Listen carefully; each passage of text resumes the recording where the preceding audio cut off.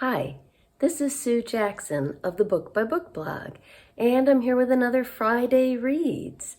It's been a great reading week. I've just been reading and listening to some amazing books for Nonfiction November.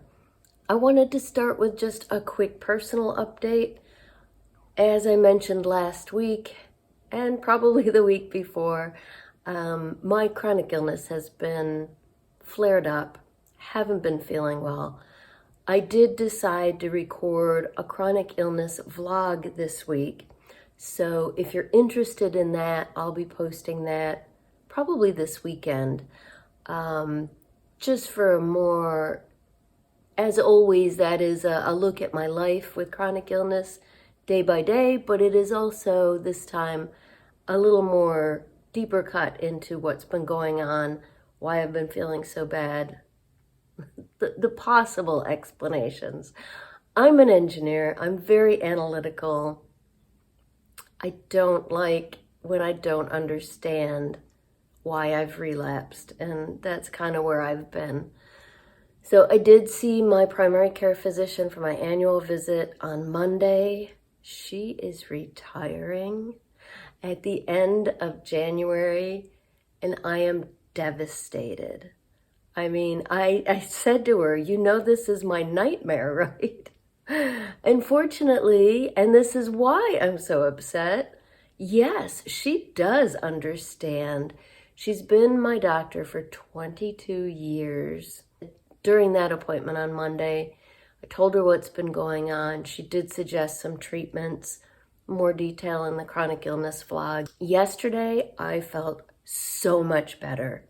So I saw her Monday, and as soon as she walked in the room, she said, "You look terrible." I said, "Thanks." But yeah, I was terrible. And Tuesday was even worse. I was just flat on the couch all day long, horrible flu-like aches, which is what I've been dealing with for the last month. But yesterday, I felt so much better. I had energy, physical and mental. I still had some aches, but not first thing in the morning, and they were much milder. Today, though, yeah, I think that's the way it is with this disease. 1 step forward and 2 steps back. I may have done too much yesterday. I was so excited to feel good that I left the house. I went to see my elderly book buddy and stopped at the library and turned in the form and a copy of my book for them to carry my book, which I'm really excited about. And yeah, maybe that running around was a little too much for me. Let's talk about books. So I finished Leave Only Footprints, My Acadia to Zion Journey Through Every National Park by Connor Knighton. I talked about it quite a bit last week in depth, so you can check out that video. Highly, highly recommended. It is a wonderful... Every time I start recording, our mail truck starts coming by. And I have to pause until he goes by because it's noisy. Okay, the mail truck passed by, and I took advantage of the interruption to put on this fuzzy hoodie, which is probably way more than I need, but I'm cold. Like I said, it's a gloomy, cold day. So that's why this was a great book. Although I read it when the weather was perfect and we were camping, which was amazing. Fascinating, interesting stories about every single national park. He's a journalist. He works for CBS Sunday Morning, and so it reads like those really interesting little stories that you might see on a Sunday morning TV show. He digs into history, people, all kinds of different aspects, things you would never have thought of. It's not a standard look at the national parks. It's a really unique look at the national parks. And he's a great writer with an excellent sense of humor. Lots of laugh out loud moments in this book. Here's just one of the quick funny moments here. So he's at Petrified Forest National Park in Arizona, which I've never been to, though we did visit the Petrified Woods State Park in Utah, so I know what it's like. And he's talking to a ranger, and the ranger's explaining how the petrified wood formed back in the Triassic period. And the ranger says, Spielberg didn't use the word Triassic when he made the movie. If he'd used Triassic instead of Jurassic, everyone would know what this was. Bill was smiling, but I could tell he was a little annoyed. He had spent his life imagining the lives of creatures that lived here 200 or 250 million years ago, and he knew I'd never heard of any of them. Probably our most famous Triassic animal is a dinosaur called Soelephus. Sorry? He patiently suggested a few other well-known names. Nothing registered. Not the Camposaurus, not the Chindosaurus. Bill kept at it, putting the tri in Triassic. The ass? Well, that was me. Like most Americans, my dino knowledge went extinct after the 4th grade era. Perhaps back then I would have recalled some of these creatures. So he's got a sense of humor. It's also very thoughtful and thought-provoking. Yeah, look back at last Fridays if you want to hear more, but I loved this book. And that certainly fit for the Path challenge word for the Nonfiction November challenge. As a palate cleanser in between my books, I just last night finished Sunshine. This book, oh my gosh, I stayed up way too late. That may also be why I'm not feeling well today. Sunshine, How One Camp Taught Me About Life, Death, and Hope by Jarrett J. Krasaska. So this is it's a memoir, a graphic memoir, technically YA, but it's perfect for anyone. It's a follow-up to his previous memoir, Hey Kiddo, about being raised by his grandparents because his mother was addicted to drugs and his father left when he was a baby. So I had read that one and loved it, but you don't need that one to read this one.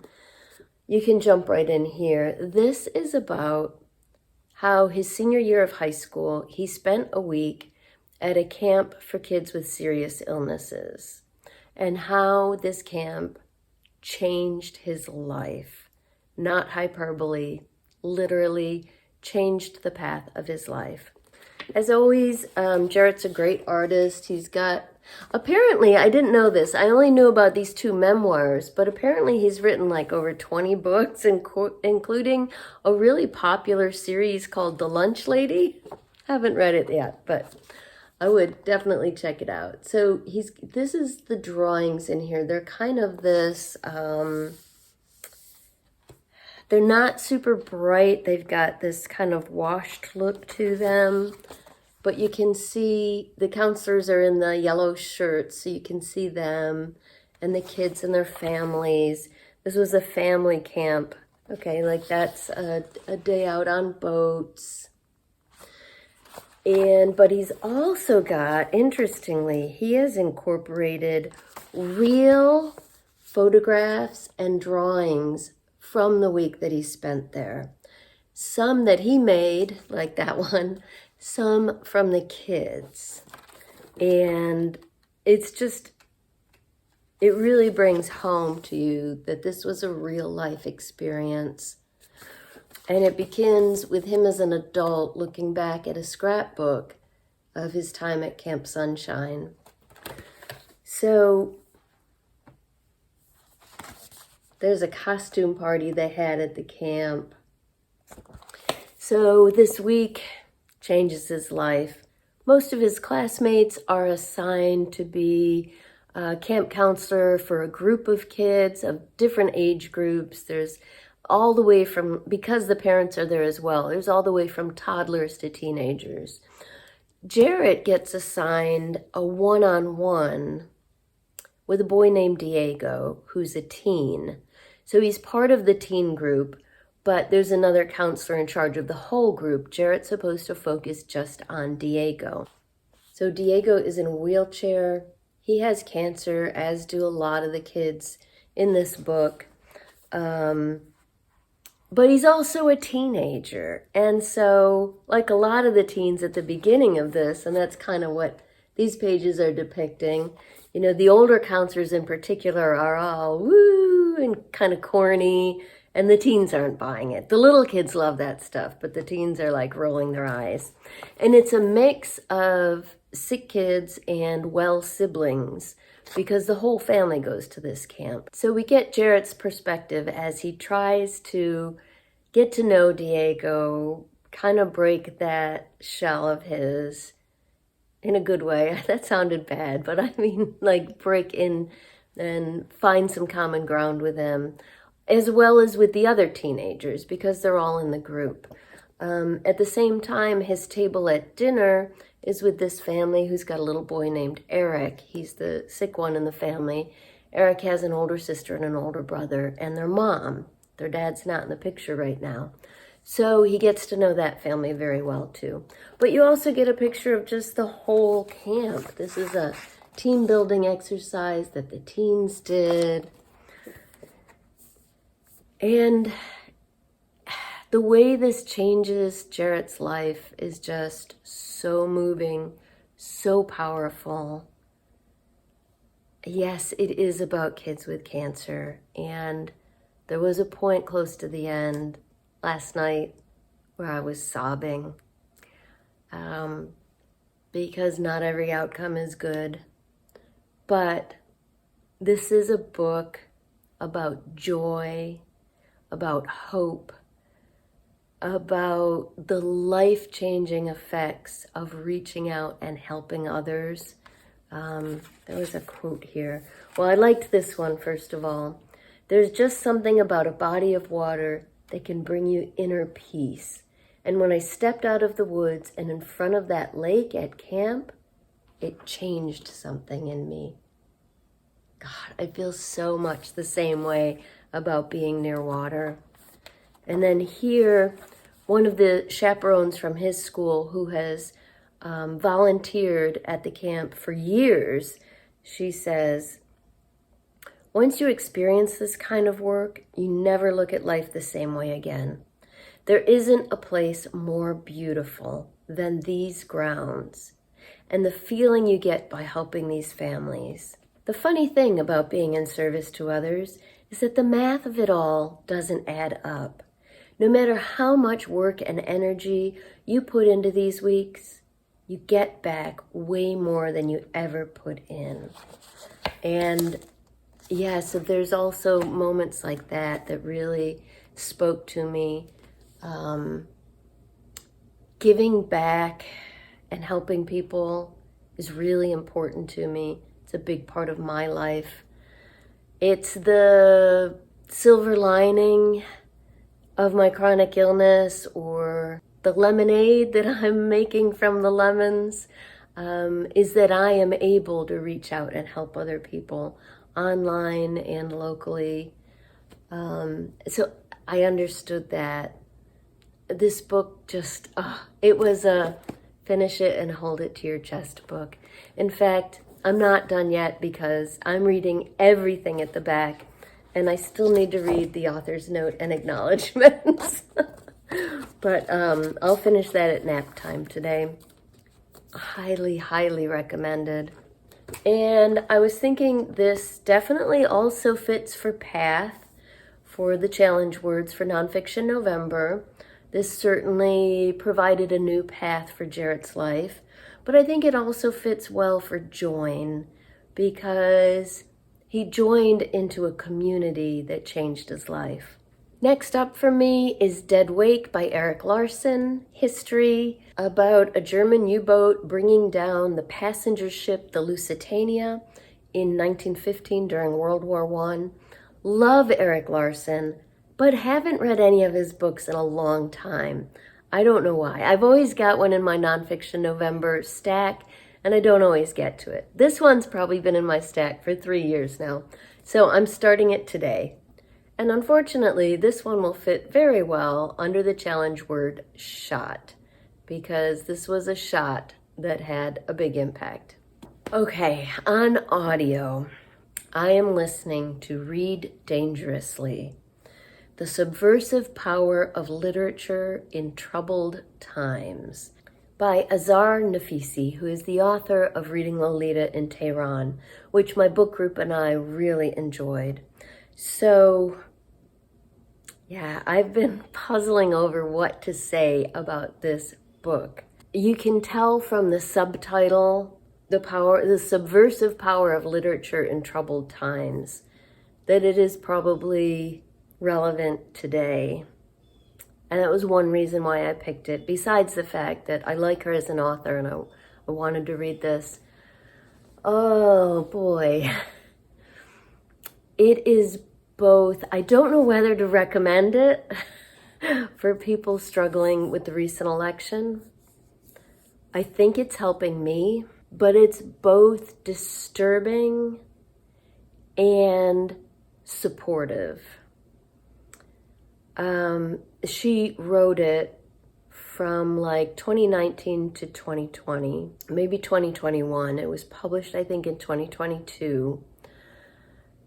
So she wrote it during the first Trump presidency. And one of the things that's both disturbing and at the same time, I don't know, supportive, is that she used to live, as we know from Reading Lolita in Tehran, or maybe not everyone knows her background. She was in Iran when the Ayatollah Khomeini took over during the very tumultuous times that continue today of a very restrictive regime that changed the lives of women and many marginalized populations as well. So she currently lives here in the US.